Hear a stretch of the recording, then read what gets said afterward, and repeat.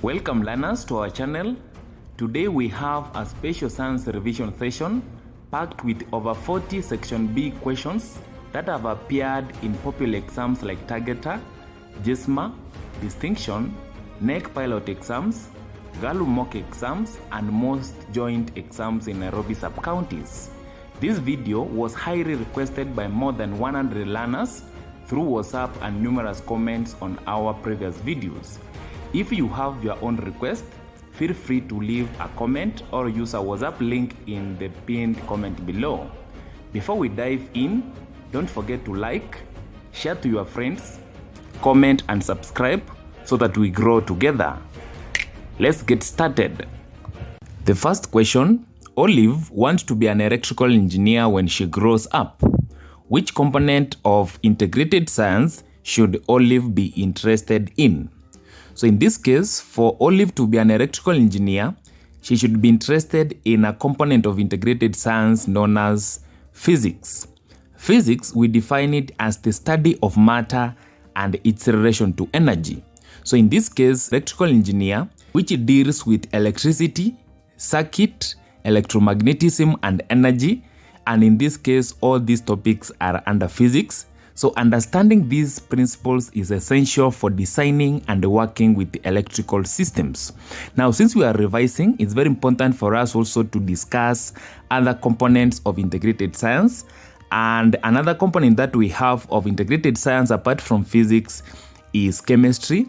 And chemistry focuses on matter, its properties, reactions, and composition.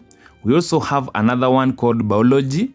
And this one studies living things, life processes, and ecosystems. And then another one that we have, it's earth science. And this one covers geology, weather, climate, and the structure of the earth.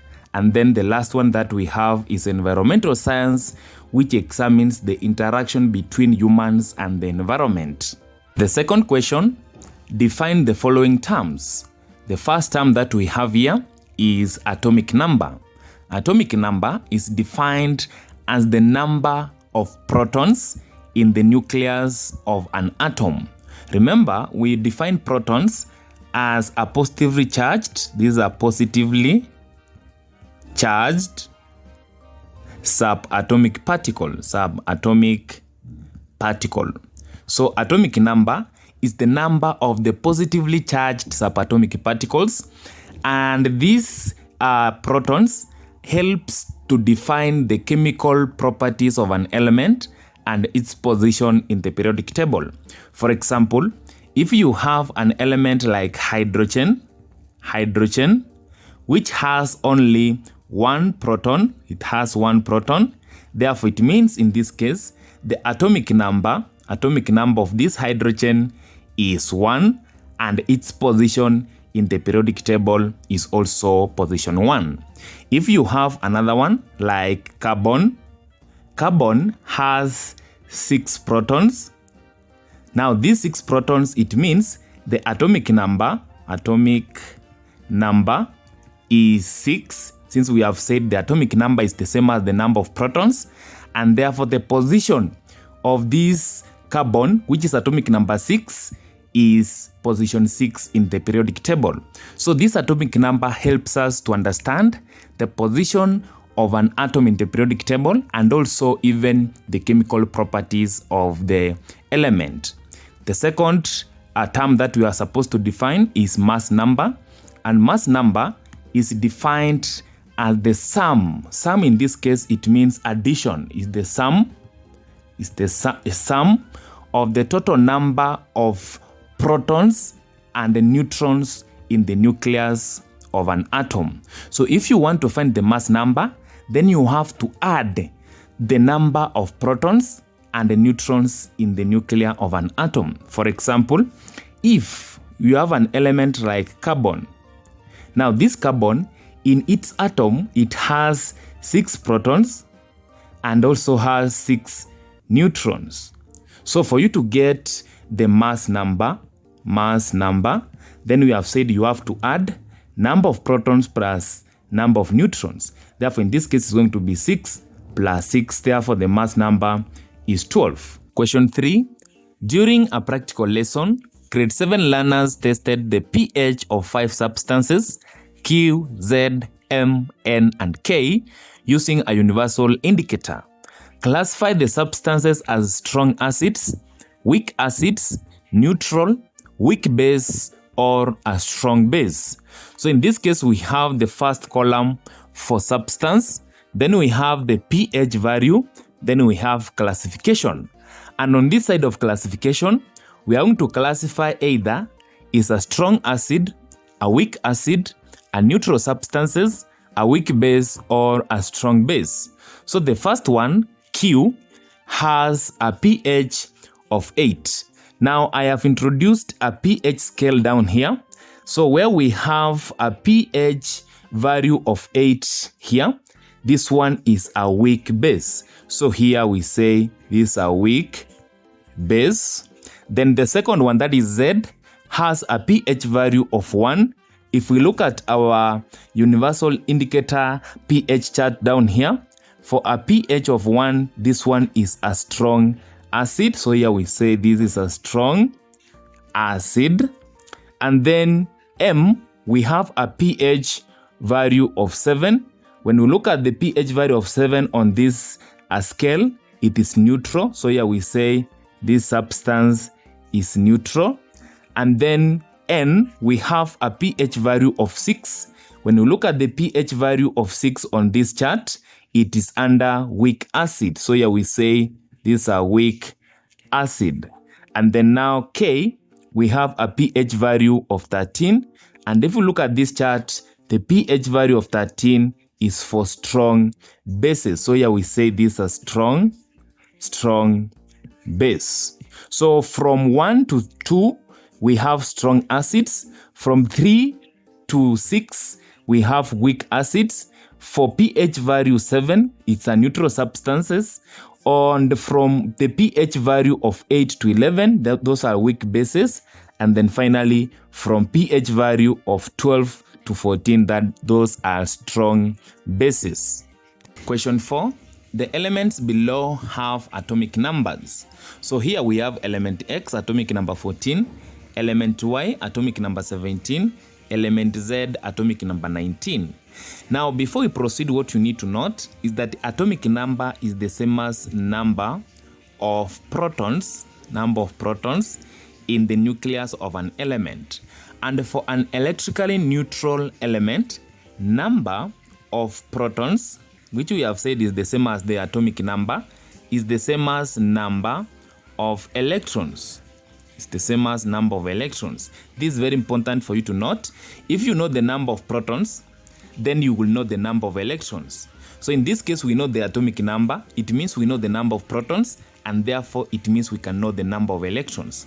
Therefore, in this case, we can create another column here where we will have not a column necessarily, it's a row where we will have the number of electrons of each of these elements. And for X, which is atomic number 14, that it means it has 14 protons, which is the same as 14 electrons. So here we'll have 14 electrons. For Y, atomic number 17, 17 protons, 17 electrons. And then for Z, atomic number 19, it means we have 19 electrons. Now the first question is, which element is a poor conductor of electricity? Now what you need to note here is that for you to determine whether a substance is a poor or a good conductor of electricity, then you have to write what we call the electron configuration. And in this case, for good conductors, the outermost energy level of each of the electron configuration that you will write will have number of electrons from 1 to 3. This is for good conductors. Now for the poor conductors that we are interested in, poor conductors, they will have number of electrons from 5 to 8. That is for poor conductors. And then now we also have what we call semiconductors, which will have 4 electrons in the outermost energy level. So in this case, let's write the electron configuration of the 3 elements that we have. For X, we have 14 electrons. Therefore, the first energy level will take 2. We will remain with 12. Second energy level will take 8, we will remain with 4. Third energy level will take 4. So in this case, if we look at the outermost energy level, we have 4 electrons, and we have said when we have 4 electrons, this one is a semiconductor. Then now let's look at the second one, that is element Y, which is atomic number 17. The first energy level will take 2 electrons, we will remain with 15. Second energy level will take 8, we will remain with 7. Then the third energy level will take 7 electrons. So in this case, the outermost energy level has 7 electrons, and this one is for the poor conductor here, because we have said for poor conductors, the number of electrons will range between 5 and 8. Then if we go to the element Z, which is atomic number 19, the first energy level will take 2, second energy level will take 8, third energy level will take 8, and then the fourth energy level will take 1 electron. So in this case, the outermost energy level has only 1 electron in it. Therefore, this one is for a good conductor. Now the question is asking which one is a poor conductor. We will look at the poor conductor at the number of electrons in the outermost energy level. If it's between 5 and 7 or 5 and 8, then that one is a poor, and in this case our answer is Y. So when you are answering this question, you write Y. Do not identify the name of this. We know it's chlorine, but we don't write that. We answer according to the question that we are given. So in this case, it's element Y.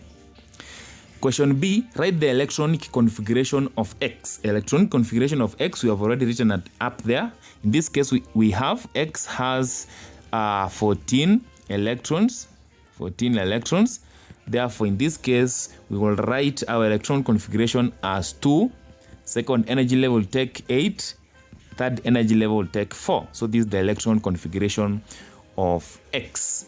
Then C, draw the electron configuration of Z. Electronic configuration of Z, in this case, when we draw, we have to draw an X or a cross diagram. And in this case, we can draw the nuclear like that, and then we label it Z.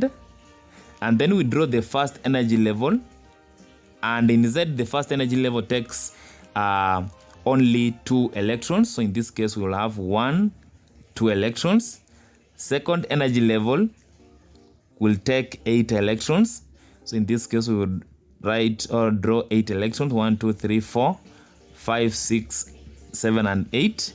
We also have third energy level, which will take another 8 electrons. In this case, we will use this ink. 1, 2, 3, 4, 5, 6, 7, and 8.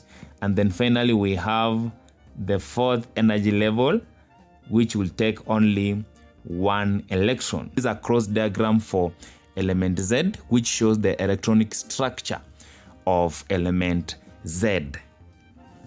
Question 5. A potted plant was detached and 2 leaves X and Y treated. Leaf X was covered with polythene, leaf Y with potassium hydroxide perates. So this potassium hydroxide perates, its chemical formula is KOH. So in this case, what you need to note is that this potassium hydroxide is used in the lab to absorb carbon dioxide. Therefore, it means on this side where we have leaf Y, we have no CO2 in this polythene. Then we also have transparent polythene here. Transparent, it means light is coming in. And then we have a leaf which has chlorophyll. So on this left hand side, it means here we have 2 of the conditions necessary for photosynthesis, that is light and chlorophyll, but we don't have carbon dioxide. So it means here no starch will be formed. And on the right hand side, we have leaf X where it has chlorophyll. Then it is transparent, it means light is coming in. And then it has carbon dioxide. CO2 is there because in this case, when this leaf was being enclosed by this polythene bag, carbon dioxide was present. And therefore, it means on this right hand side, there is starch which will be formed. Starch will be formed because photosynthesis will take place. Now, the first question is, state the starch test. Results for leaf X and Y. In this case, for leaf X here, which is on the right hand side, the starch test will test positive and the leaf will turn blue-black.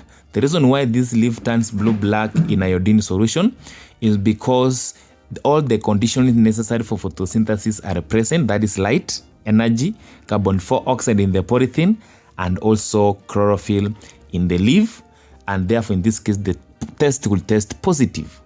And in leaf Y, starch test will test negative, and the leaf will not turn blue-black because we only have 2 of the conditions necessary for photosynthesis, that is light and chlorophyll, but we don't have carbon 4 oxide. So in this case, the starch test will be negative. Now, question B, give reasons for the results above. We have just discussed it, but let's proceed. In leaf X, that is on the right hand side here, the photosynthesis occurred because carbon dioxide was available inside the polythene bag. And in leaf Y, photosynthesis did not occur because potassium hydroxide absorbed carbon dioxide, making it unavailable for the leaf. So photosynthesis can only take place if the conditions necessary for photosynthesis are present, and those conditions are light energy, carbon 4 oxide, and chlorophyll. Question 6. During a science experiment in a laboratory, a learner got a burn on the hand. Describe the first aid that should have been given to the learner. So if you get a burn on a hand, the first aid that should be given to you is that you have to cool the burn immediately. You have to cool the burn immediately, and you do this by placing the affected hand under cold running water for about 10 to 15 minutes.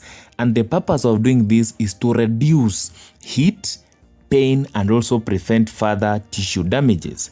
So in this case, if you get a burn, like you can see on the screen, you place your hand under a tap which has cold running water. You can see the water here, and you place it there for about 15 minutes. This one helps to reduce heat, pain, and also prevent further tissue damages.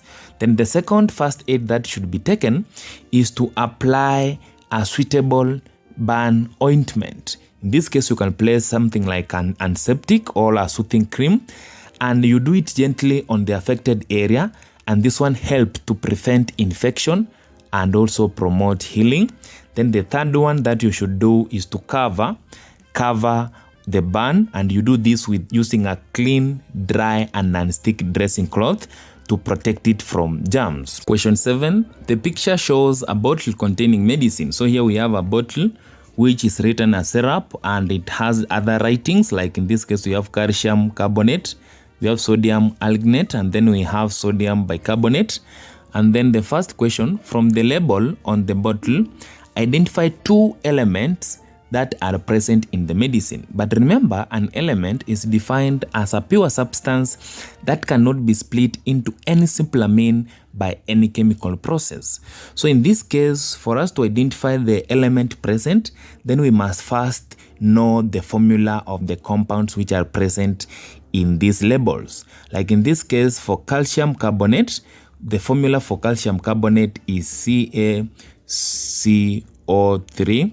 Then we have sodium alginate. This one, its formula is C6. We have H7. Then we have sodium, that is Na. Then we have O6. And then in general formula, it can have N, where N is N number.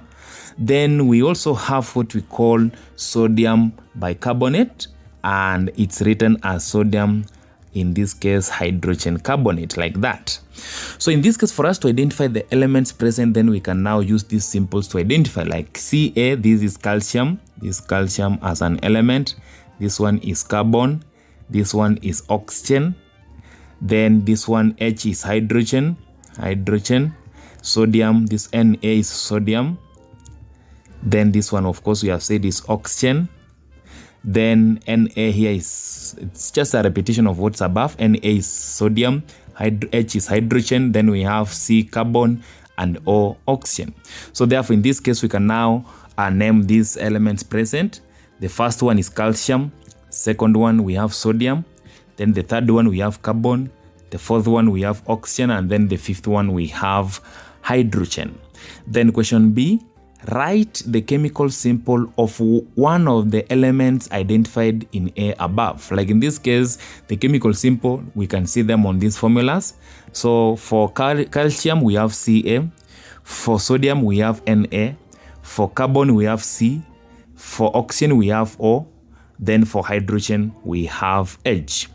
And then question C, one of the substances found in the medicine is calcium carbonate. This one, the first one here. Indicate by ticking in the table below whether calcium carbonate is an atom, a molecule, or a compound. In this case, calcium carbonate is a compound, and we define a compound as a substance which contains two or more elements which are chemically combined. So in this case, calcium carbonate is a compound. Question 8. The diagram below shows a setup used by grade 8 learners to demonstrate energy transformation in nature. So here we have a simple circuit where we have a dry cell, which is the source of energy. Then we have a switch, and then finally we have a buzzer. A buzzer in this case is an electrical device that produces sound when current flows through it. Now in this case, the first question, what is energy transformation? Energy transformation is defined as a process of changing one form of energy to another. For example, you can change sound energy to electrical energy, or electrical energy to light energy, and so on. So that process of changing one form of energy to another is what we call energy transformation. Then question B, state the correct energy transformation that takes place in the above setup when the switch is on. Now, if you switch this switch on, the current will flow from this dry cell which produces chemical energy. Then it will be transformed to electrical energy in this conductor. Now this buzzer, we have said it produces sound. Therefore, the energy transformation that will take place is chemical energy from the dry cell into electrical energy in the conductor, and then finally sound energy from the buzzer. So here you can explain by saying the dry cell contains chemical energy which is converted into electrical energy in the circuit, and then finally the buzzer produces sound energy. So the sound transformation or the energy transformation is from chemical to electrical to sound energy. Question C, below is energy transformation that takes place in a certain appliance when in use. In this case, we have electrical energy being transformed to mechanical energy. Now the question is, identify the electrical and appliance in which the above energy transformation takes place. Remember, electrical energy is energy which is possessed by the movement of electrons, while mechanical energy is energy which is possessed by a body either in motion, that is for kinetic energy, or which is at rest, so that is potential energy. Now in this case, identify the electrical appliance which the above energy transformation takes place. In this case, for us to change electrical energy to mechanical energy, we can have something like a motor, and in this case, or an electric fan which contains a motor, and in this case, electrical energy powers the motor, which in this case produces mechanical motion. And we have said mechanical energy is energy possessed by a body either in motion or at rest, but it has what we call potential energy. So the device in this case is an electric fan or an electric motor. Question 9, use the setup below to answer the questions. So in this case, we have setup A, where we have distilled water, and then inside we have a sweet potato cylinder. Then we also have setup B, where we have salt solution, and also inside we have the same sweet potato cylinder. So the first question, what process is being investigated in the setup above? Then define it. The process being investigated here is what we call osmosis, and it's osmosis because you can see the difference in concentration of water molecules. We define osmosis as the movement of water. This one is very important. In osmosis, we deal with the movement of water molecules from a region of high water potential or concentration to a region of low water potential or concentration, and it must involve the semi-permeable membrane. So here what you should note is that in distilled water, we have water, high concentration of water, high concentration of water inside this distilled water. Then inside this potato cylinder, we have low concentration of water. Then now when you come to the setup B, we have a low water concentration inside this salt solution, but we have what we call high water concentration inside this potato cylinder. So in this case, the difference in concentration of water molecules between the potato cylinder and the distilled water and the salt solution is what makes this process to be osmosis. Then the second question, describe what happens to the sweet potato cylinder in setup A. In setup A, as you can see, we have high concentration of water inside the solution, and we have low concentration of water inside the potato cylinder. And we have said osmosis is the movement of particles from a region of high water concentration to a region of low water concentration. Therefore, it means here the water molecules will move from the water into the sweet potato cylinder. And therefore, if you see the water is coming inside the sweet potato cylinder, it means the size of this sweet potato cylinder is going to increase. So what will happen in this case is that the sweet potato in cylinder A will increase in size and become turgid. This happened because water moved into the cell of the sweet potato from distilled water by a process called osmosis. The water moved from where it is highly concentrated outside into the cylinder where it is lowly concentrated. Then the third question, describe what happens to the sweet potato cylinder in setup B, and they give a reason. So you can see in setup B, if this process is osmosis, we have high water concentration inside the cylinder and we have low water concentration in the solution. Therefore, in this case, since osmosis is the movement of water molecules from a region of high water concentration to a region of low water concentration, therefore here, the water molecules are going to move from inside the cylinder into the solution like that. So in this case, the sweet potato cylinder is going to lose water. The water will move from the cylinder into the solution. And when this happens, then this potato cylinder is going to lose some content, that is water, and it's going to shrink and become small. So here we will say the sweet potato cylinder in B will decrease in size and become flaccid. This happened because water moved out of the sweet potato cell into the salt solution, and in this case the process is what we call osmosis. Question 10. A group of learners carried out an experiment in the laboratory to investigate what happens to ice when being heated for some time. So here learners have ice and they need to heat it for some time. So here they have even to record some time. Then name 2 scientific skills the learner need to have developed to make the correct observation. So here the first skill that the learner must have developed is observation skill. Here, the learner needs to carefully watch what happens to ice as it's being heated. Here, the ice might melt, then after melting, it might boil, and even boiling, it has to go into steam. So the learner must be aware of making correct observation. The second skill that the learner must have is recording data.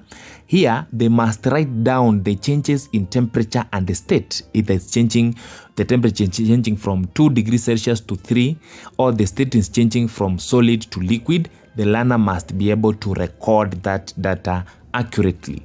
Then another skill that the learner must have is measuring skill. They need to measure the time. Remember here they are heating for some time, so the learner must be able to measure the time and even the temperature change accurately for them to understand the process. Then the fourth skill that they must have is what we call predicting skill, which sometimes we call formulation of hypothesis. Here, the learner must be able to anticipate what happens next based on prior knowledge. For example, if you have ice, then the learner must be able to predict that if you heat it, it changes to liquid. And if you have a liquid, the learner should be able to predict that if you heat the liquid, the liquid is going to change to gaseous state. So they must have predicting skills. Then another skill is interpreting data. Question 11, a cell is a basic unit of life. Cells have components which can be seen under light microscope. The first question, name one component found in plant cell and not in animal cell. Now, since we are revising, we are going to give more than one. And the first one is that a component which you can find in a plant cell but not in animal cell is a cell wall. A cell wall provides structural support and protection for plant cell, but animal cells do not have a cell wall. They only have what we call a cell membrane. The second component you can see in a plant cell but not in animal cell is what we call a chloroplast. A chloroplast, in this case, contains chlorophyll, which is used for photosynthesis, and this only occurs in plants. Remember, photosynthesis is a process where living things make their own food, and the only living things which make their own food is green plants. Therefore, this one cannot be found in animals. Then the third one is what we call a large central vacuoles. Plants have large vacuoles for storing water and maintaining tank pressure, and animal cells have very small vacuoles. So these are the three components which you can see in a plant cell but not in an animal cell when you are using a light microscope. Question B, in an investigation, the total magnification of an image of a cell was found to be 200. So in this case, total magnification is equals to times 200 when the magnification of an objective lens, so in this case we also have objective lens magnification, is times 20.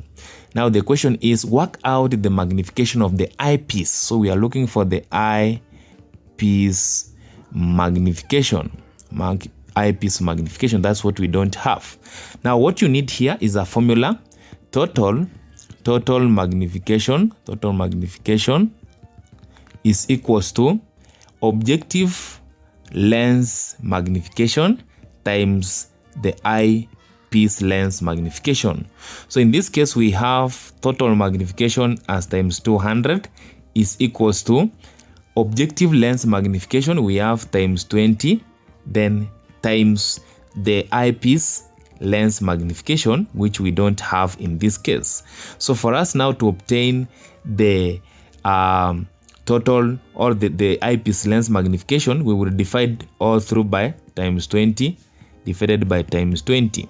Therefore, in this case, this one is going to cancel to this one. Then 200 divided by 20 is what we call 10. So the eyepiece magnification is equals to times 10. So in this case, the correct answer is times 10.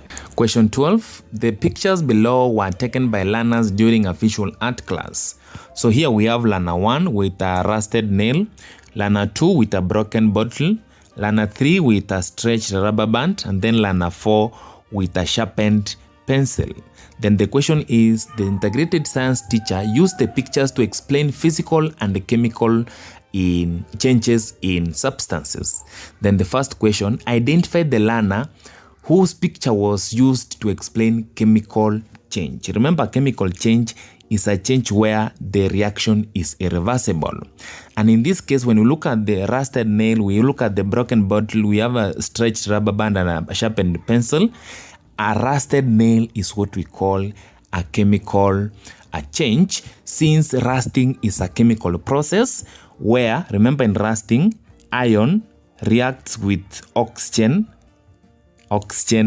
and water in the atmosphere or moisture to form what we call hydrated iron 3 oxide.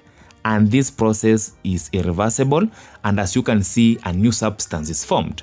So in this case, the learner or the picture which was used to explain a chemical change is for learner 1 who had a rusted nail. Now, B, state 2 reasons for your answer in question this above or 12 above. The first reason for this is that a new substance is formed. In this case, we have said rust is iron oxide or hydrated iron 3 oxide, which is brown in color, is different from the original constituent. In this case, we have iron, oxygen and water, but the product forms is hydrated iron 3 oxide. So in this case, a new substance is formed. Then the second reason is that the change is irreversible. You cannot reverse this process. Once rusting has taken place, there's no reverse for the same. Then the third one is that it involves a chemical reaction. In this case, iron react with oxygen and moisture to form rust. In this case, it's what we call a chemical reaction. We're going to learn this later in senior school. Question 13. The diagram below was drawn by a learner during a lesson on classifying types of mixtures. So here you can see we have a glass container, liquid C at the top and then liquid D below. Then the first question is identify the type of mixture.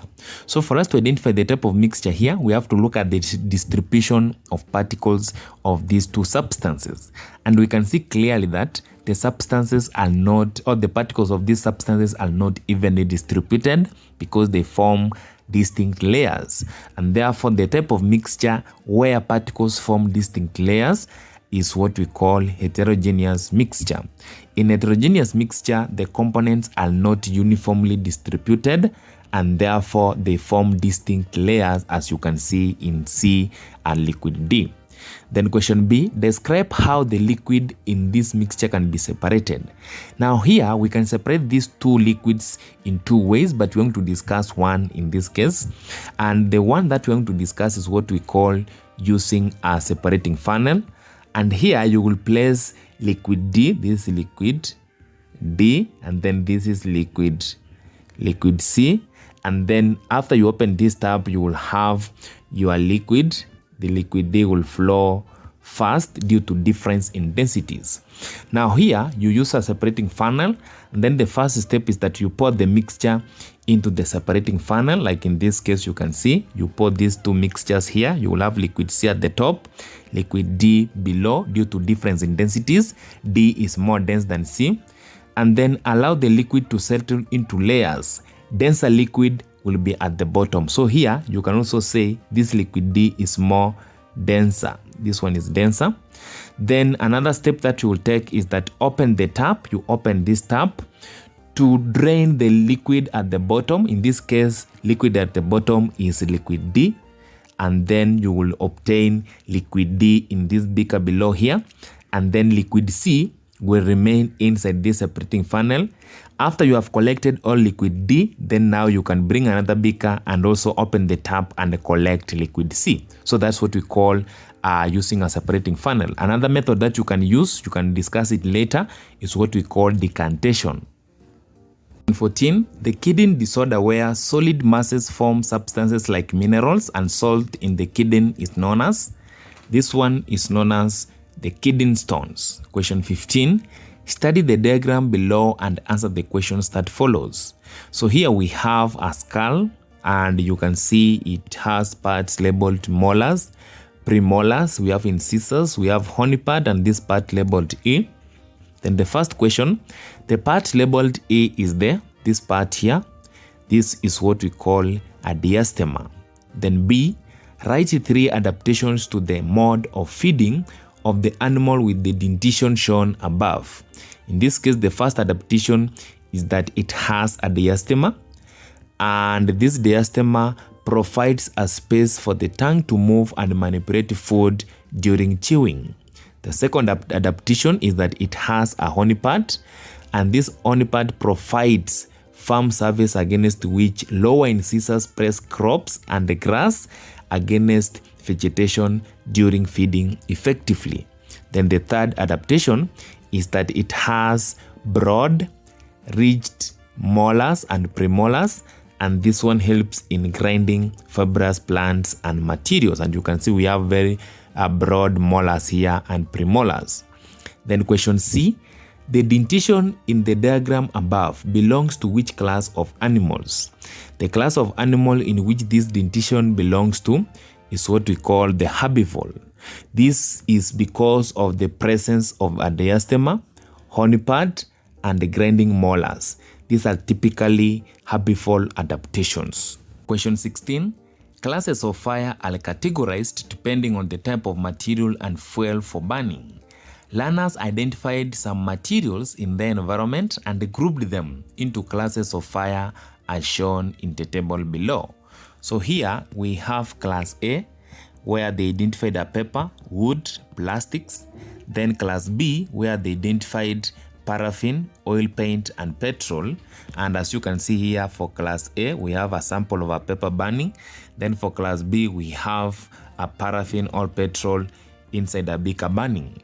Then now question A, identify what the learner considered in grouping the material into two classes.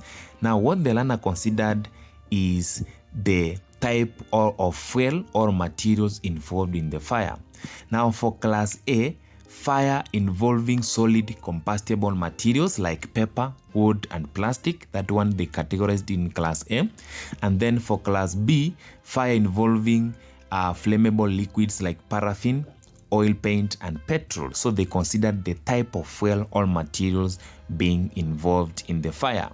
Then B, give a reason why water would be suitable in controlling class A fires. Now class A fires, remember, it involves paper, wood, and plastics. Now the reason why we prefer water is because it cools down the burning materials or the burning solids, and this one removes heat from the substance or from the solid, and this one controls burning. So in this case, the main reason why we prefer water is to reduce or remove heat from that material, because that material requires heat for it to burn. So if you use water, water is going to remove heat from that material, and therefore in this case the fire will be stopped. C, identify one way of putting off class B fires. Now these class B fires, which involve paraffin, oil paint, and petrol, for you to put them off, you can put them in two ways.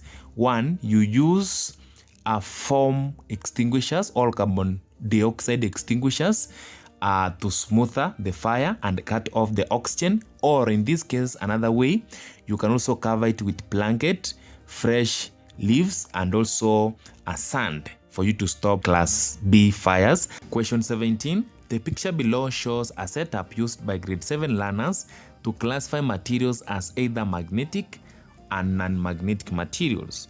So here we have aluminum foil, we have a pencil, we have a nail, we have a safety pin, and of course we have a bar magnet with North Pole and South Pole. Then before we proceed further, it's very important for us to distinguish between these two materials, magnetic and non-magnetic. Magnetic materials, we define them as materials that can be attracted by a magnet. Materials that can be attracted by a magnet, and these materials must be made of cobalt, iron, steel. So another material which does not include this list, then it's a non-magnetic.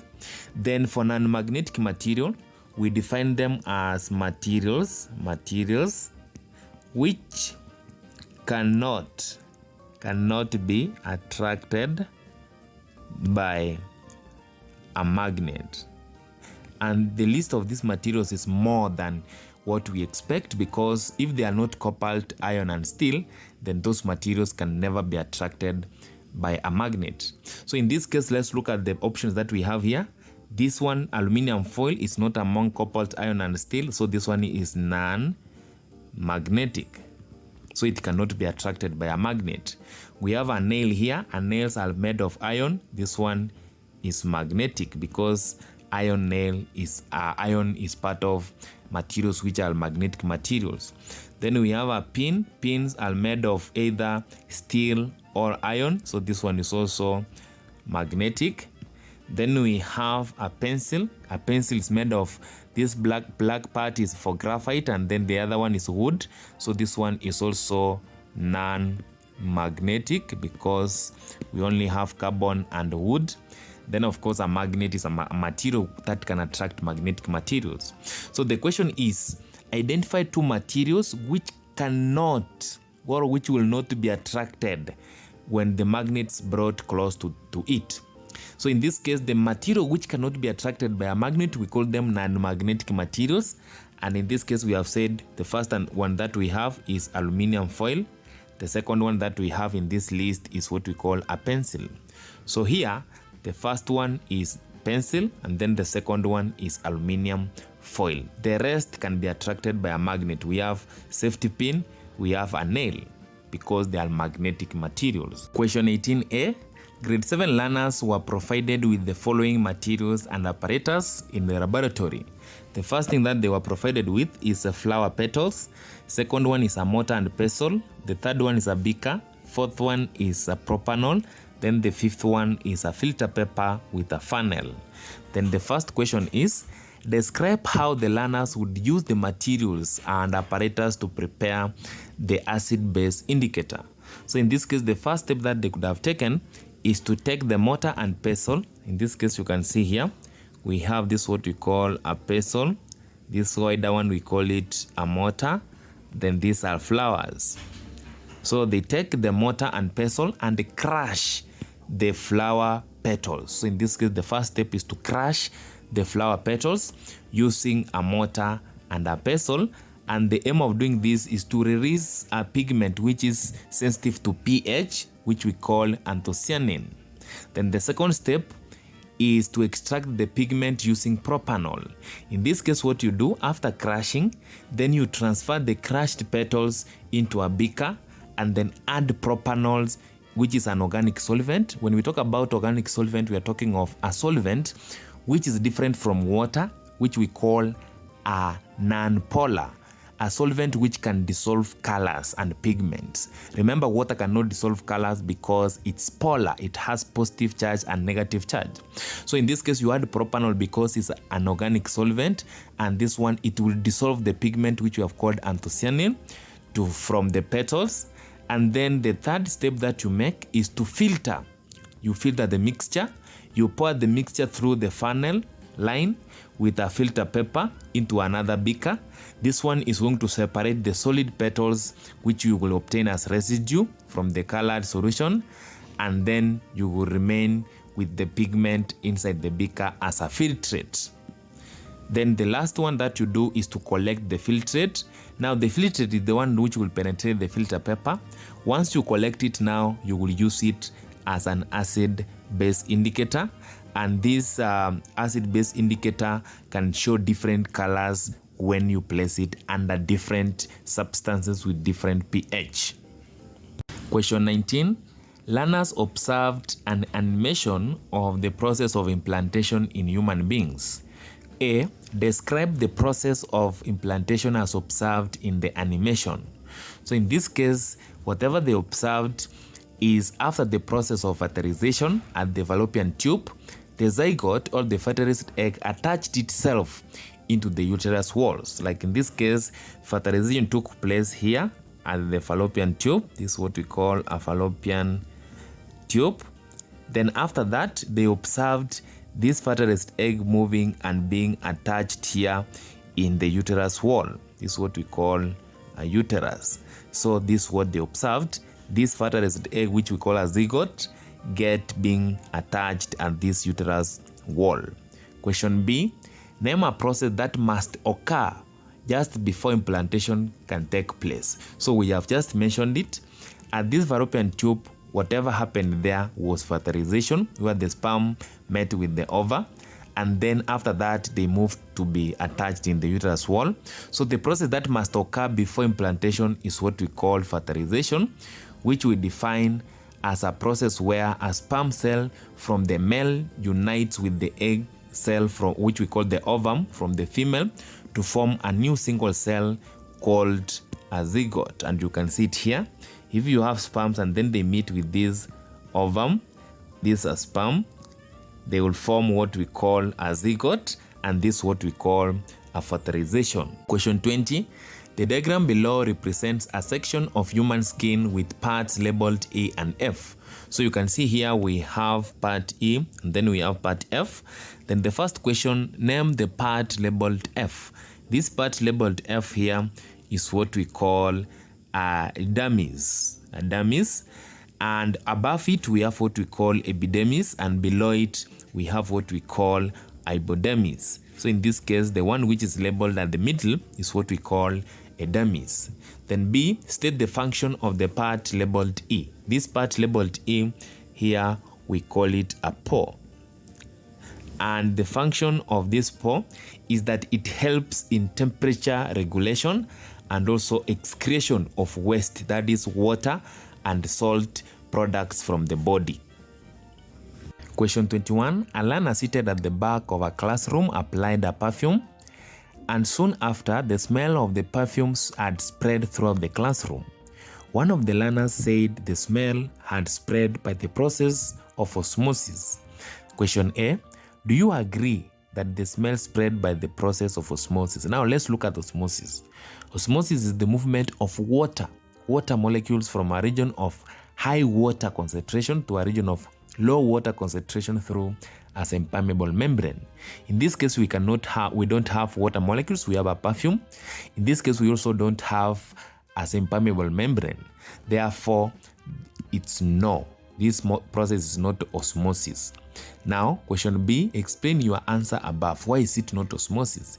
In this case, we can respond to this by saying osmosis is the movement of water molecules through a impermeable membrane from a region of high water concentration to a region of low water concentration. And in this case, we don't have water, we have a perfume. So this is not osmosis. And then the process where this perfume spread is what we call diffusion. And the spreading of the perfume smell occurs because gas molecules, in this case we have gas, not water, from an area of high concentration near the perfume to an area of low concentration, that is the rest of the class. This process is called diffusion, where we define diffusion as the movement of particles from a region of high concentration to a region of low concentration. And it's not osmosis because in osmosis we must have water molecules and a impermeable membrane. Question 22. Sexually transmitted infection studies STIs show different signs and symptoms in human beings. The chart below shows signs and symptoms of various STIs. Draw lines to link the sign and symptom that are only specific for the herpes. One line has been drawn for you. So in this case, we have been given a line from the herpes, from the center here, the swollen limb glands. The other one that we have is from the herpes to the rashed or rashes on the faces. Then we have another one to the blisters on the private parts. Then we have another one to the itching in the private parts. Question 23. The picture shows a tractor plowing a farm. The tractor has wide tires that help it move on the soil without getting stuck. The tractor goes up and down the hill to plow the whole farm. As it moves, energy changes from stored energy, that is potential energy, to moving energy, that is kinetic energy, and back again. But using tractors to plow farm in Kenya is not good for the environment. The first question, using the information and the picture, use the following words to complete the sentence. So here we have words like pressure, area, force, and energy. So in this case, we have the tires of the tractor are wide to increase. When they are wide, they increase what we call the area, so as to reduce when the area is large. Remember, pressure is equals to force over area. So if the area is very large, pressure is going to reduce. So in this case, so as to reduce pressure, with force, with force remaining constant. Remember, in this case, the tractor is the same, force will be constant. Now, when you have increased area, then you reduce what we call pressure. Question 24. Complete the table below to show the form of energy gained by the tractor as it moves up and down the hill on the farm. So in this case, we have one side here, we have movement of the tractor. Then on the other side, we have what we call the energy gained. So the first one is the tractor moving down the hill. When the tractor is moving down the hill, its velocity is increasing. Therefore, in this case, it gains what we call kinetic energy. And kinetic energy, remember, is calculated as a half times mass times velocity squared. So if you have velocity increasing down the hill, then in this case, it gains what we call kinetic energy. Then B, the tractor moving up the hill. When the tractor is moving up the hill, in this case, it gains what we call potential energy, or energy due to the height. Remember, potential energy is calculated as mass times height times the gravitational field strength, and therefore in this case, if this height increases as it moves up the hill, then it means its potential energy is going to increase. Question B, state a reason why the use of tractor in Kenya is not good for the environment. Now, when you use a tractor in Kenya, the fuel that it uses, when it burns, it produces carbon dioxide. Now, this carbon dioxide, and it can also produce other gases, which we call greenhouse gases. This one contributes to air pollution and also climate change. So in this case, we don't recommend it so much, because the fuel that it uses when it burns produces greenhouse gases, which can cause air pollution and also climate change. Question 25. During a lesson on properties of magnets, a learner brought a bar magnet close to iron filings. The magnet attracted the iron filings as shown below. So in this case, we have this one here. These are magnet. These are magnet, and then these are iron filings. These are magnetic materials. Now, the first question is, identify the part of the magnet that attracted most of the iron filings. Now, in this case, what you need to know, the force of attraction of a magnet is greatest at the poles or at the ends of the magnet. So in this case, the part of the magnet which attracted most of the iron filings is the ends of a bar magnet, and in this case, we call those ends poles. But in this case, you can still write north pole, because north pole of a magnet is indicated by red. And if you cannot see the red clearly, if it's black and white, then you can say either north pole or you can say south pole. But in this case, we have a north pole, or you can simply say the ends of a bar magnet, because attraction of a magnet is greatest at the poles. Now, B, give a reason for your answer above. Now, in this case, we can simply say the magnetic force is strongest at the poles of a magnet, so more iron filings are attracted there. Question 26. A grade 7 learner used the simple electric circuit in the picture below to identify materials that are non-conductors of electricity. The materials used were copper coin. So in this case, they used copper coin. They used metallic spoon. They used sisal thread and also plastic ruler. Then in this case, these materials were placed on this gap that I've indicated red here. So if the bulb will go on, then it means that material is a good conductor. So now identify two materials that will not make the bulb to light when connected in the gap. So in this case, if you connect a material which is a conductor in this gap, the bulb will go on. If you connect a material which is not a good conductor or which is a non-conductor, the bulb will not go on. Now let's look at the material that we've been given. Copper coin. Copper is a metal, and all metals are good conductors of electricity. So this one, the bulb will go on. Then metallic spoon. Metallic, we have said all metals are good conductors. So this one is also a conductor. So this one, if you put it here, the bulb will also go on. Sisal thread. This is a non-magnet. This is a non-metal. And a non-metal is a non-conductor. Therefore, in this case, this one will not conduct. Plastic ruler. This one, plastic is a non-metal. Therefore, it means it's a non-conductor.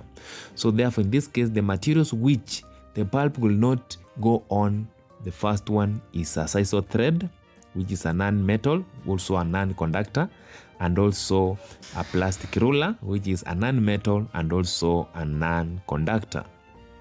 Question 27. What causes rusting?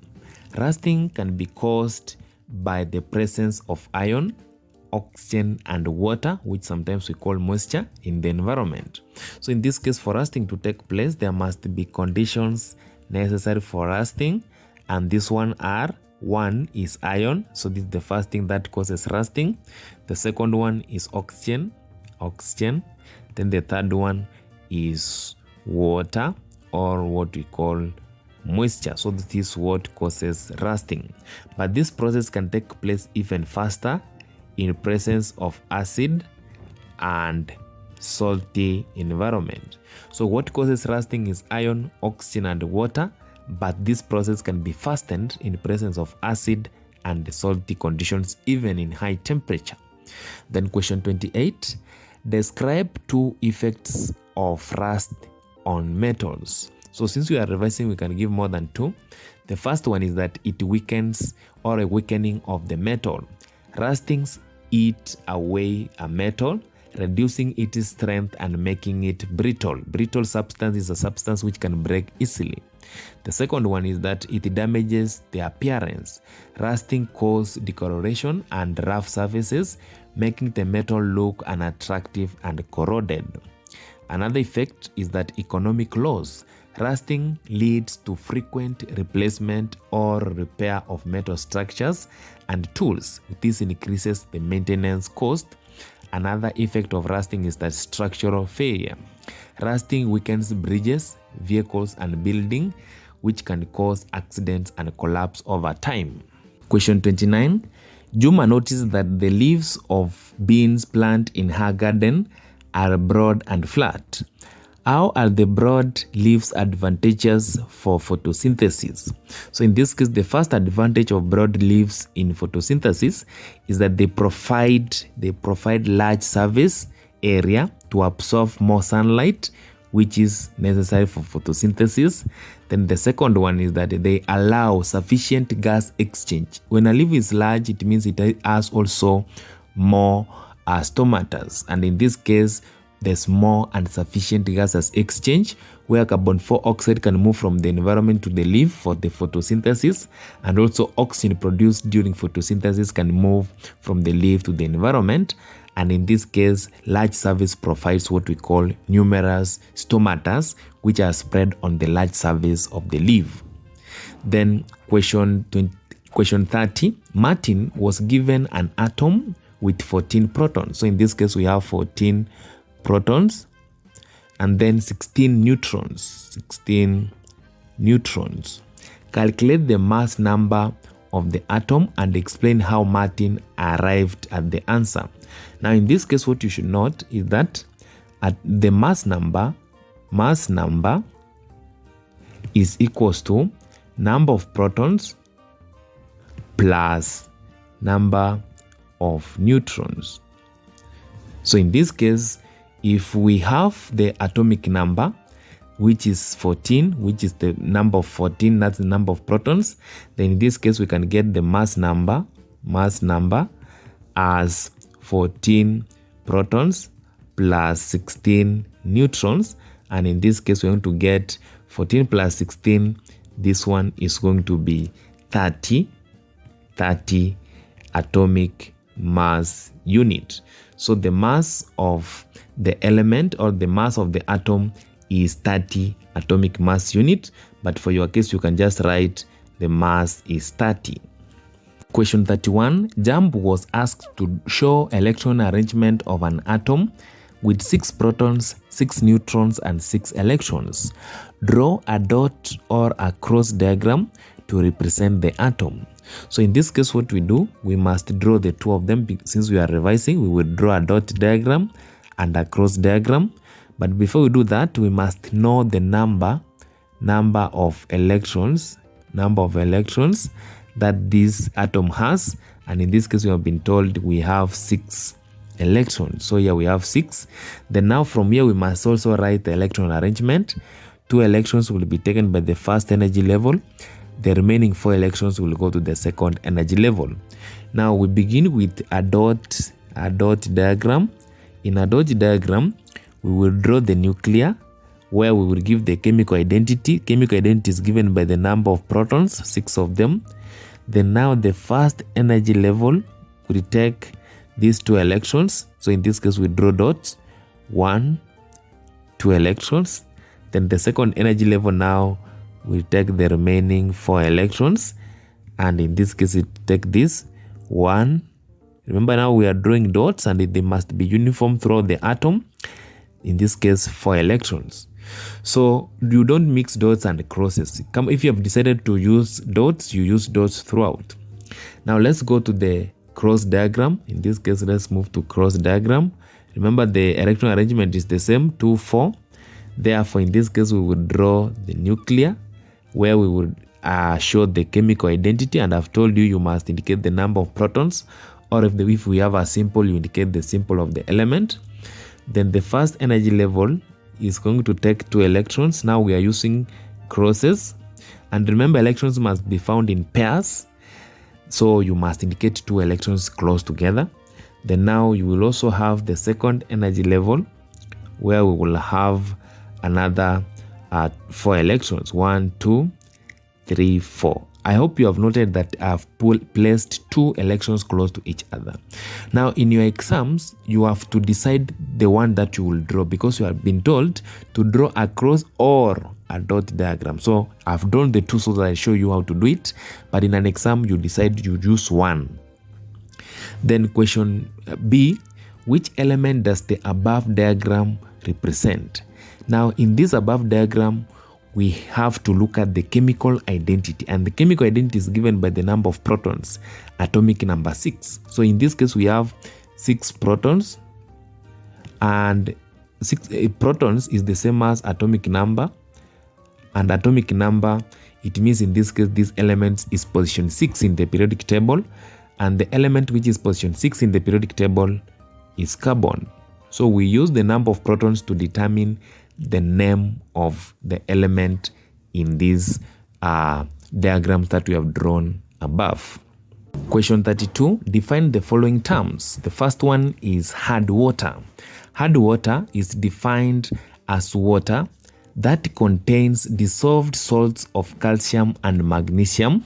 That is, in this case, we have calcium carbonate and magnesium sulfate, which prevents soap from rupturing easily. Like in this case, you can see the water that we have here on the screen. We have magnesium ions and calcium ions dissolved in this water, and therefore this makes it hard water. And if you try to wash clothes using this water, you will find that soap does not rupture easily with water which we call hard water, because it has magnesium ions and calcium ions which prevent the rupturing process. The second term is soft water, and we define soft water as water that does not contain any significant amount of dissolved calcium and magnesium salt. So in this case, it latters easily with soap. Then question 33, list 3 methods which can be used to soften hard water. So in this case, since we are revising, we can list very many of them. The first one is boiling.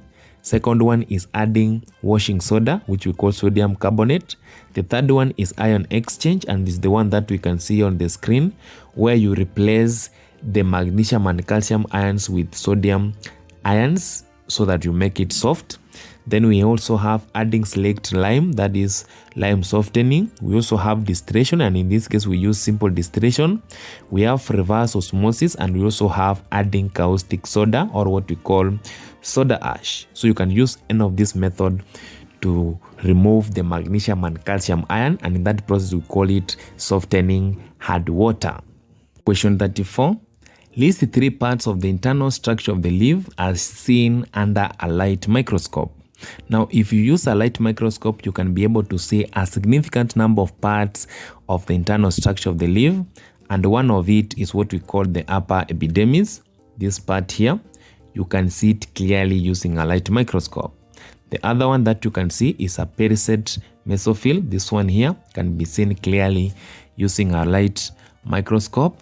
The other one is a spongy mesophyll, and the lower epidermis, you can see this spongy mesophyll here, or the pulsed mesophyll, and also the lower epidermis, you can see it using a light microscope. Then you can also see what we call the stomata. This stomata here can be seen using a light microscope, and also you can see what we call the veins, where we have the serum and the phloem tissues, which are used to transport water in and sometimes the food substances within the plant. Question 35. What role does the chloroplast play in photosynthesis? Now, a chloroplast contains what we call chlorophyll.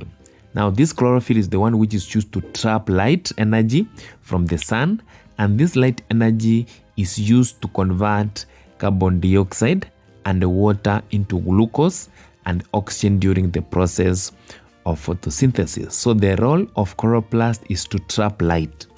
Now, after that, the light will be used to convert water and carbon dioxide into glucose and oxygen during the process of photosynthesis. Question 36. Grade 7 learners drew the following urinary system on the board during a science lesson. So in this case, identify the part labeled 1, 2, 3. So here we are supposed to identify this part here, 1, 2, and 3. Now the part labeled 1 is what we call the right kidney. So this one here is a right kidney.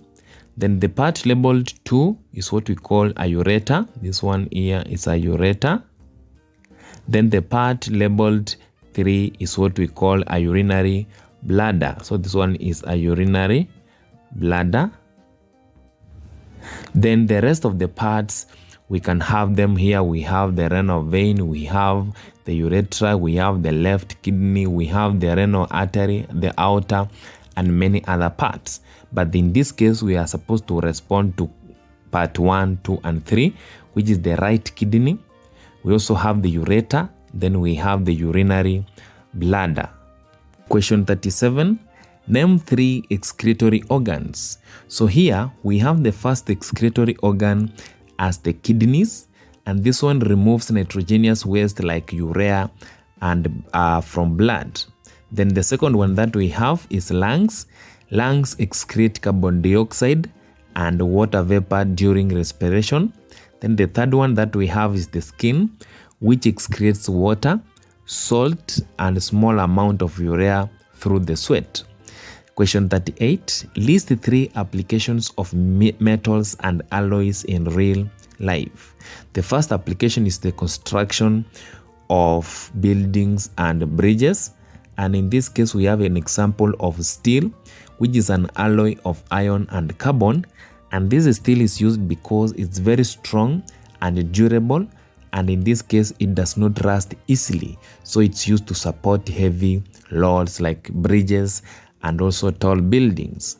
Then the other use is the manufacture of vehicles and machinery. For example, in this case, we have aluminium and steel, and they are used because aluminium is light and corrosion resistance, while steel provides strength. Remember, steel is an alloy, and alloys are made for them, or are made for the purpose of strength.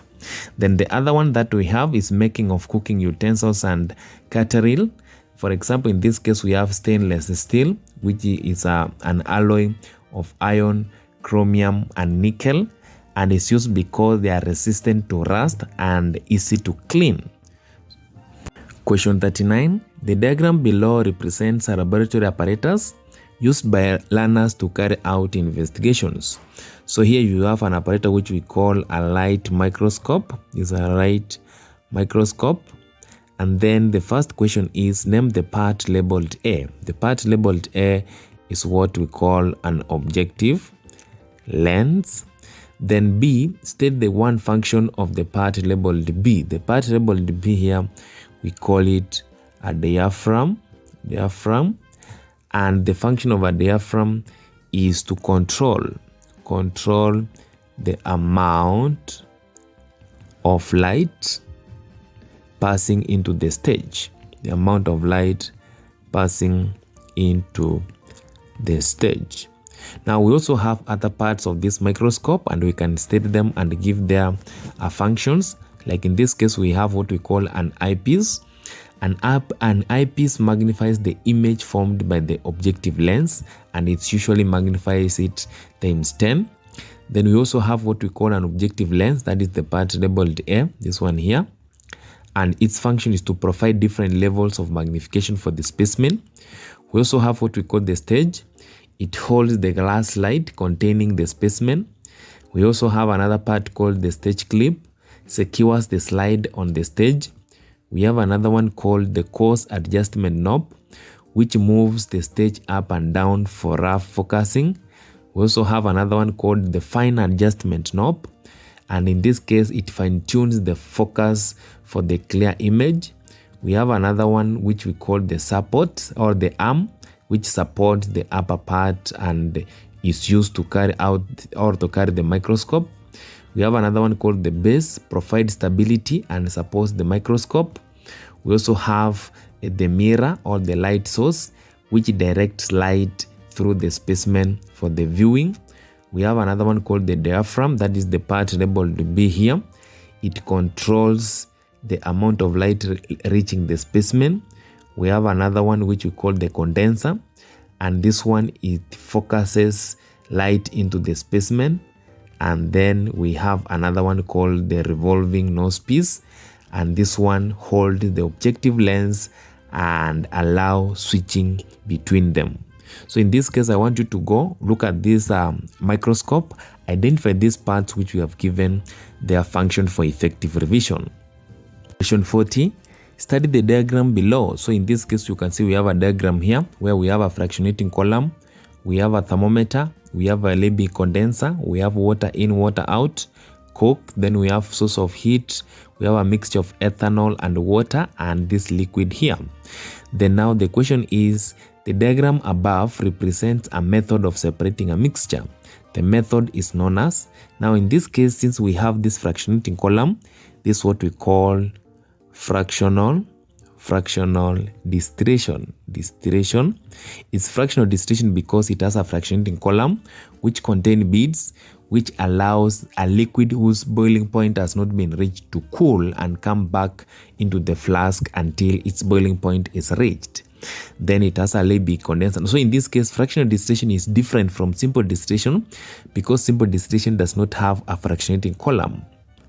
And then the second question, the method is used to separate. This method is used to separate what we call miscible liquids. Miscible liquids, these are liquids which when you mix them, they form a uniform layer. So you cannot use a separating funnel to separate them. The opposite of miscible is immiscible. Immiscible, they form distinct layers which you can separate using a separating funnel. But in this case, these are miscible liquids which have close but different boiling points. Then C, when separating a mixture using the method above, dash of the liquid is considered. In this case, you consider the boiling point. You consider the boiling point of the liquids, and this boiling point should be close but different. Close but different. Then question D, when separating the mixture of ethanol and water, dash will be collected first. So in this case, the one which will be collected first should have a low boiling point, and then the one which will be collected last should have a high boiling point. So in this case, between water and ethanol has a boiling point of 78 Celsius degree, while water has a boiling point of 100 Celsius degree. So in this case, ethanol with a low boiling point will be collected first because it has low boiling point than water. Because it has low boiling point than water. So in this case, the one which will be collected first is the one with a low boiling point, and in our case it's ethanol. Question 41, define the following terms. The first term is assimilation, and assimilation is defined as a process by which absorbed food molecules are converted into complex molecules and incorporated into the cells and tissues of the body for growth, repair, and energy storage, while absorption is defined as a process by which digested food substances pass through the walls of an alimentary canal, mainly the small intestine, into the bloodstreams or lymph for transport to the body cells. So for assimilation, the complex food is used for growth, repair, and energy, but for absorption, the food is are streamed into the blood streams or into the limbs for transport for the rest of the body cells. Question 42. The diagram below shows electron configuration of an atom of a certain element. Study it carefully and use it to answer the questions that follows. So in this case, we have this electron arrangement of this element, and let's write the electron configuration. In this case, we consider the electrons in the first energy level. So we have 2. The second energy level, we have 8. Then the third energy level, we have 1, 2, and 3. So this is the electron configuration. So it means this atom has 8 plus 2 plus 3, that is 13 electrons. And since we know number of protons is equals to number of electrons for an electrically neutral atom, therefore it means the number of protons of this element is 13, all of this atom. Now let's go to the question. What is the name of the subatomic particles found in the part labeled R? The part labeled R is the nucleus, and the subatomic particles found in the nucleus are 2. The first one, we have protons, and then the second one, we have what we call neutrons.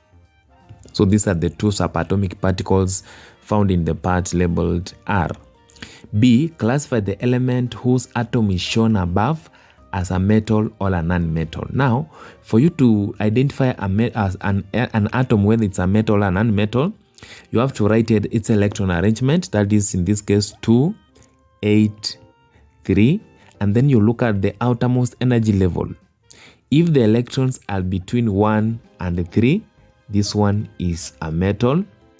If the electron are 4 in the outermost energy level, this one is a metalloid. These are metalloid. And then if they are between 5 and 8, these are non-metal. Now in our case, the electrons are between 1 and 3, and in this case it is 3. Therefore this one is a metal. This one we classify it as a metal because it has 3 electrons in the outermost energy level. Then question C. If the atom shown above has 14 neutrons, so in this case we have said the number of protons are 13 because the number of electrons are also 13. So protons are 13. Neutrons, now we have been told they are 14. Then the question is, show the correct atomic representation of this atom. Atomic representation, in this case, we will write the name or the symbol of the element, and in this case this atom is aluminium. This is an aluminium atom with atomic number 13. Then in this case the symbol for aluminium is A, small l, and then we indicate the atomic number, that is the number of protons, down here as a subscript. So it has 13 protons, and then up here we will indicate the number or the mass number, and the mass number is found by adding the number of protons plus neutrons, and in our case here, number of protons are 13 plus number of neutrons are 14, which will lead us to 27. So up here as a superscript, we will indicate the mass number as 27. Now this is the correct representation of the atom above. Question 43. Which method of softening hard water is used to remove temporary hardness only? Now for you to remove temporary water hardness, in this case you use a method we call boiling. In boiling, the temporary hardness is caused by bicarbonates of calcium and magnesium. So it means for temporary water hardness, we have calcium bicarbonate and magnesium bicarbonate. Now on boiling, you convert these bicarbonates into insoluble carbonates, which you can precipitate out. Then question B, identify the method of separating mixtures that are used to separate the following mixtures. The first one that we have is dry ice and sodium chloride. Now in this case, dry ice, sometimes we call it solid carbon 4 oxide. This one undergoes sublimation. It undergoes sublimation. It means it can change directly from solid to gas and from gas to solid. Then we also have sodium chloride. This one is an ionic compound.